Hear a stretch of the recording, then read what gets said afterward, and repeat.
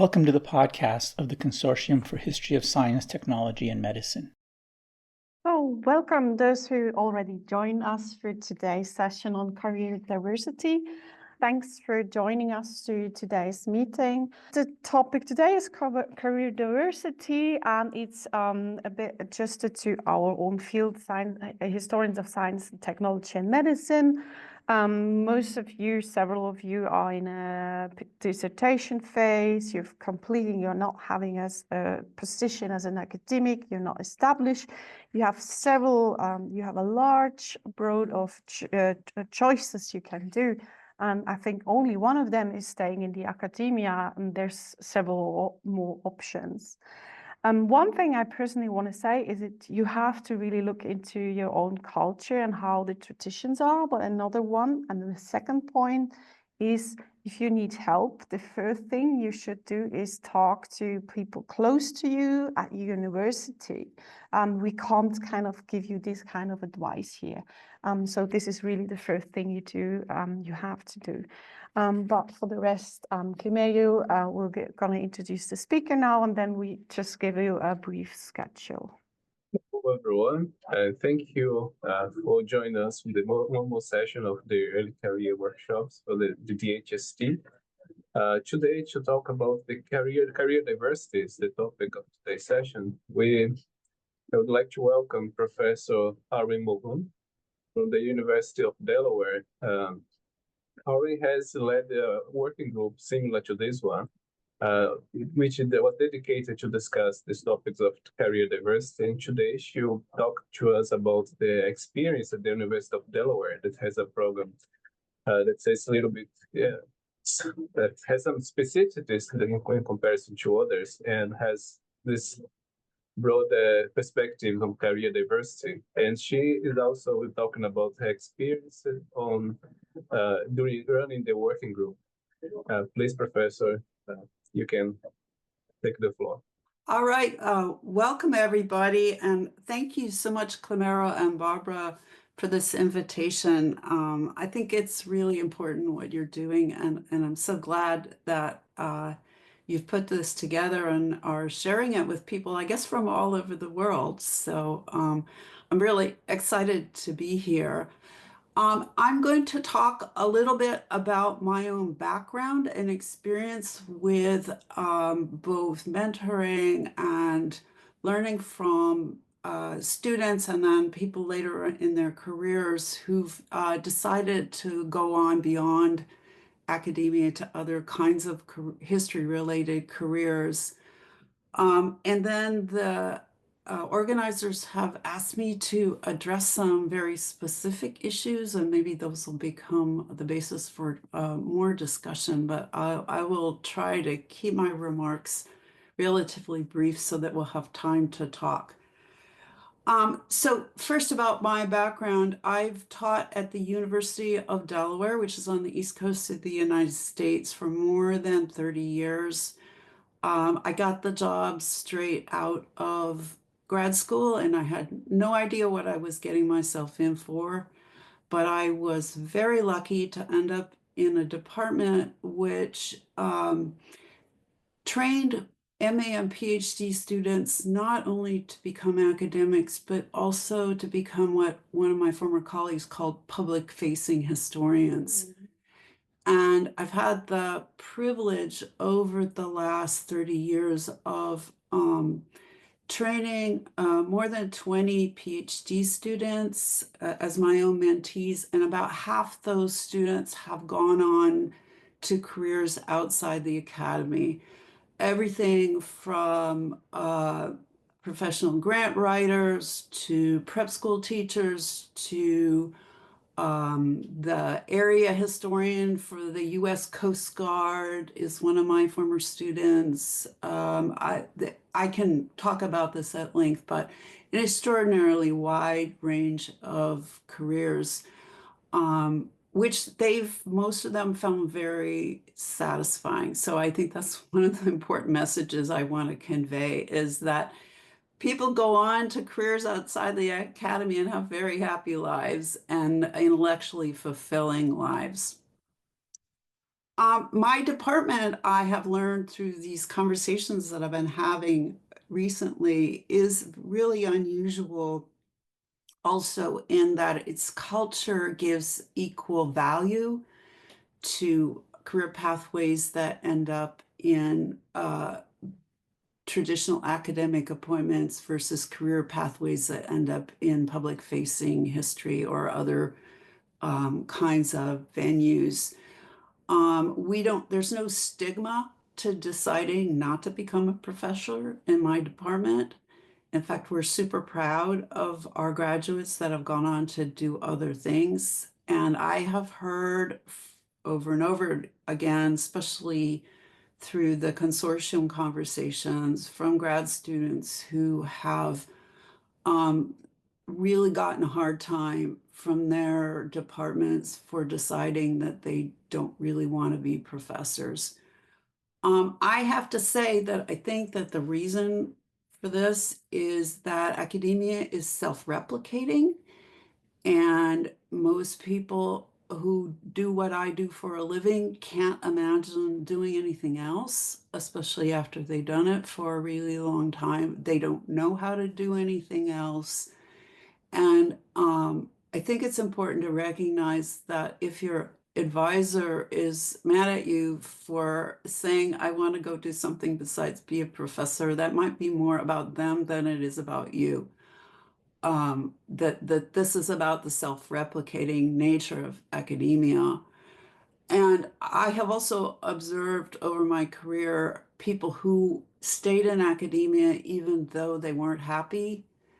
I have a former colleague who has had major mental health problems that were partly about his struggles with himself not being able to walk away from a job he really, really didn't like. So I think that there's a lot at stake personally, and knowing yourself and having the courage to say, in the face of an academic culture that wants to keep pulling people in all the time and self-replicating, that maybe this is not for you.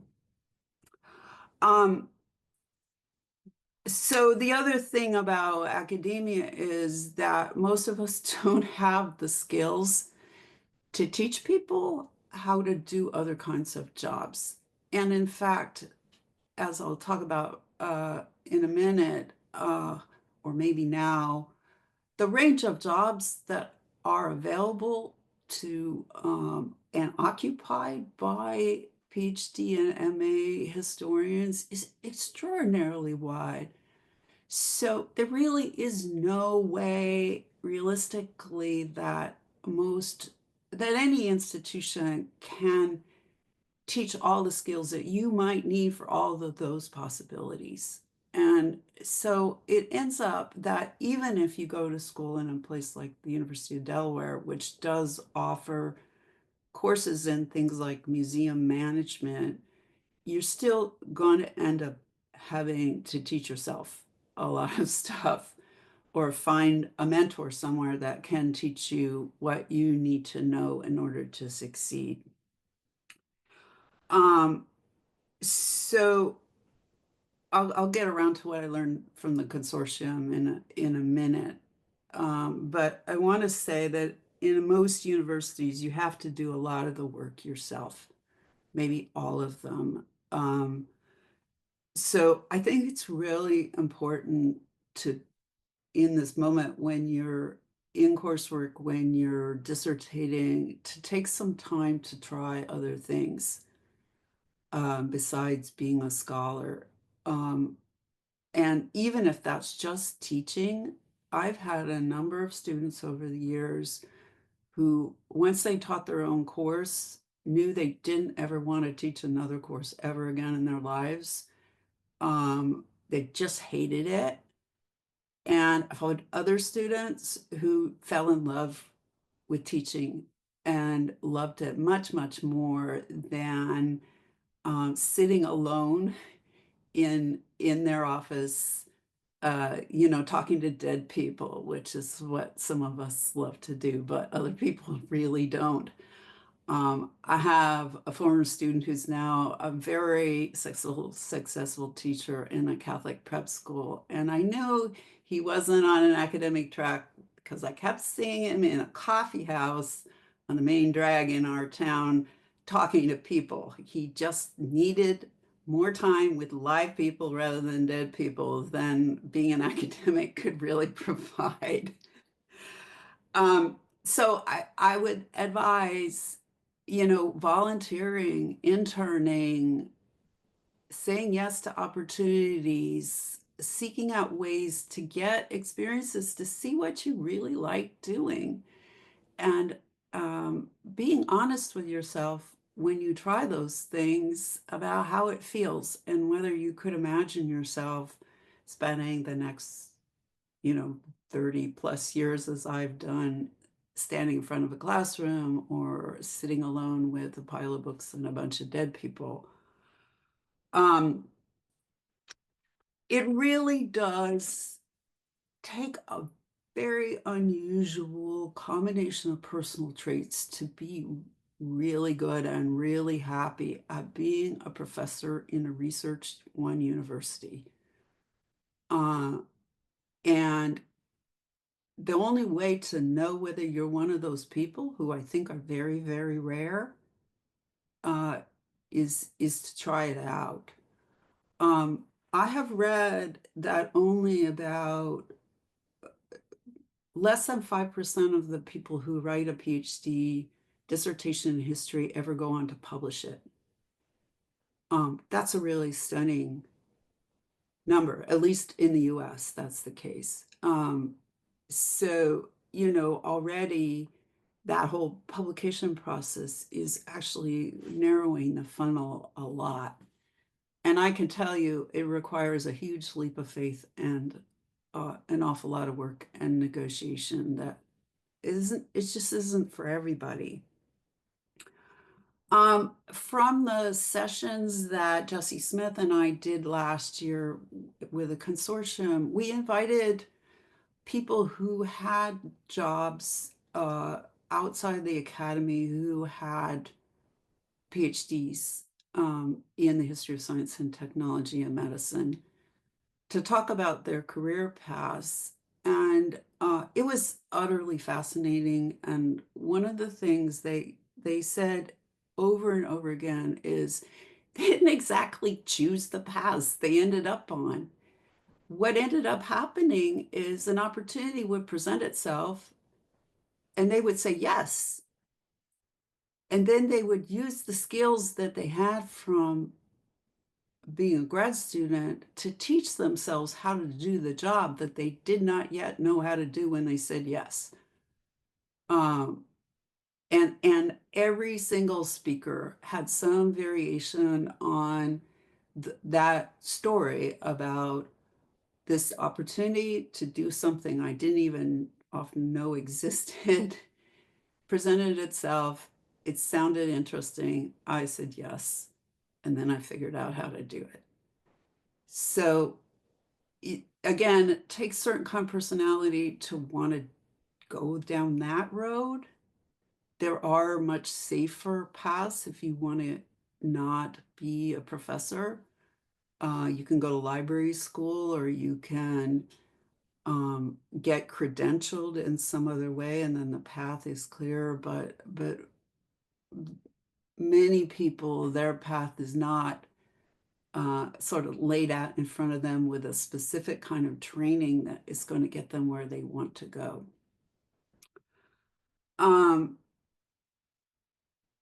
So the questions that I was asked to address, first of all, is there a right time to leave academia? I'd say the right time to leave academia is when academia is no longer serving your personal or professional needs and goals. I've known people who knew they needed to leave after the first semester of grad school. My husband left an academic position 16 years in and retooled to be a library director. So people leave academia sometimes by their own choice and sometimes not, at almost every stage. And I think the decision, under the best of circumstances, is your decision to say, this path is not serving me, and I need to find a different way to make a living in a way that is satisfying and financially remunerative. What is the PhD for? What our speakers said in the consortium is it teaches you how to design and organize a very large project and then carry it out. The subject matter itself is actually less important than you would think. I have a friend, Steve Lubar, who was a longtime curator at Smithsonian. He was a curator of industry, but his PhD was about medieval alchemy. So it's more about the learning how to learn, actually, and about realizing that you can put together this giant project and carry it out.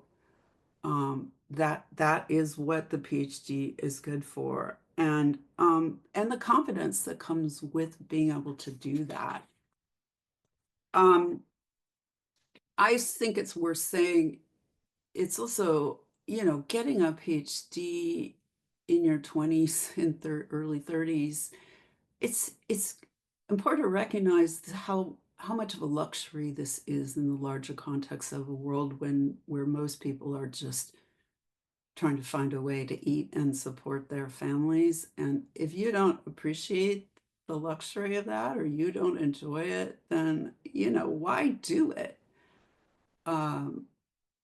I always tell our incoming students, I'll still love you if you decide to do something different, because it's a very kind of esoteric. I think it's important, but it's an esoteric luxury to spend all this time basically writing books and talking about them. What are the alternatives to academia? The list is very, very long, and I already gave you some examples from my own students.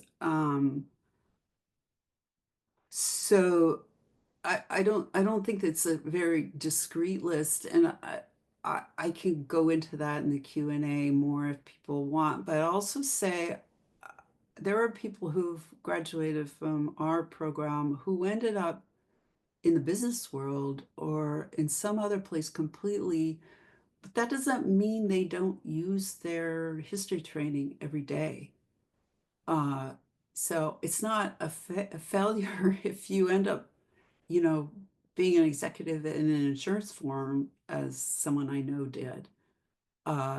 You're still going to do a better job and have a richer experience because you have historical perspective. How to get information. One of the things I learned from our speakers, people are really eager to be mentors and eager to talk to people who are in the position of trying to figure out what they want to do with their lives and how to do it. And so there are a bunch of ways to get information, but one way, which is not maybe so obvious, is to simply reach out and talk to people who do the job you think you might want to be doing and ask for their help. I mean, some relationships developed out, mentoring relationships developed out of the session we ran last year, because people enjoy, sharing what they know and what they love. Work-life balance and gender. Maybe I'll talk about gender first, which in the US context right now means it's more about transgender, but I think the way the question was framed might be more about particularly being female in academia. I have to say, and probably somebody will hate me for this, but it's gotten a lot easier, really a lot easier. My first semester at Delaware, a male professor told me that I was only there because I had only been hired because I was a woman. And he tried very hard to get me fired. That would be very hard to get away with now, in at least my institution. And the rules about childcare and maternal leave have improved. I think the culture has, I can only speak about US culture, although I think patriarchy is a global phenomenon, which is hard to dislodge.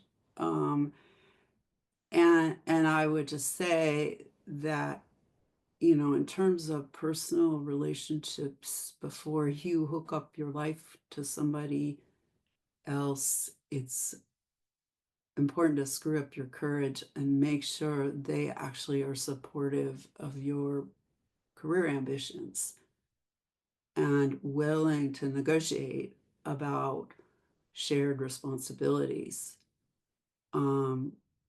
Because it's, I've known too many women who ended up in a position where they were single parent because they didn't have those hard conversations earlier on.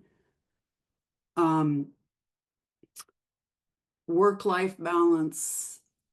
I personally believe in it. I have hobbies and other interests, and I think they keep my brain and my emotions in balance. But I actually do think it's perfectly valid to decide your work is your life if that you're that kind of person. It's just being clear about that. I think it's really important to set boundaries with your employer. A lot of non-academic jobs are 9-to-5 jobs, but they have a way of creeping out beyond those boundaries. And if you've been an academic, you get this habit of working all the time, at least inside your own head.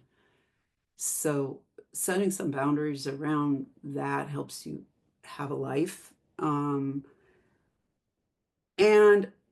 we also live in this age where the online world just, it takes up so much time and energy if you let it. So you would think people would be writing, like in academia, writing books faster and faster and faster because all those tools are out there, but no, they're not. It's slower than ever because people are just really fragmented. Their attention is fragmented. So I think some honesty with yourself about how much time you're spending online is helps to sort of get a healthy work-life on-screen balance. And yes, multitasking is a myth. So turning stuff off and going analog is a good way to get stuff done. So that's plenty from me, and I wish everyone well in your journey, and I'm happy to hear your comments and answer whatever questions I can answer. So thanks very much. This has been a podcast from the Consortium for History of Science, Technology, and Medicine. For more information on this topic, as well as other podcasts, working groups, fellowships, and resources for learning, research, and teaching, please visit www.chstm.org.